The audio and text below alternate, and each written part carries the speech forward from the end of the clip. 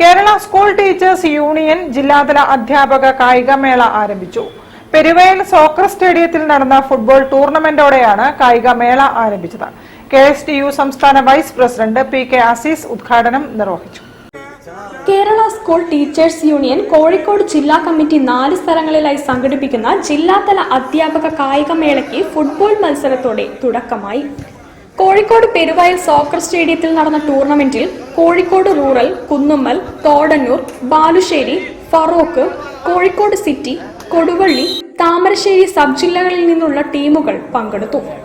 മത്സര പരിപാടി KSTU സംസ്ഥാന senior vice president PK Aziz ഉദ്ഘാടനം ചെയ്തു.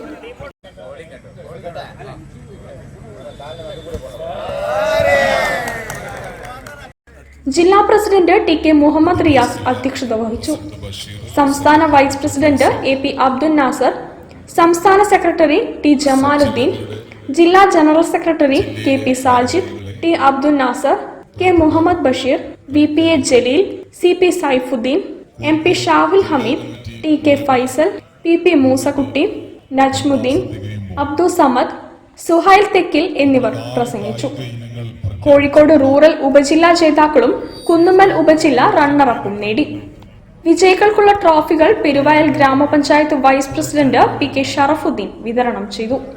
ക്രിക്കറ്റ് മത്സരം 16 രാവിലെ 8:30 പുറമേരിയിലും, ഷട്ടിൽ ബാഡ്മിന്റൺ മത്സരം 17 വൈകുന്നേരം 6 മണിക്ക് മടവൂരിലും നടക്കും.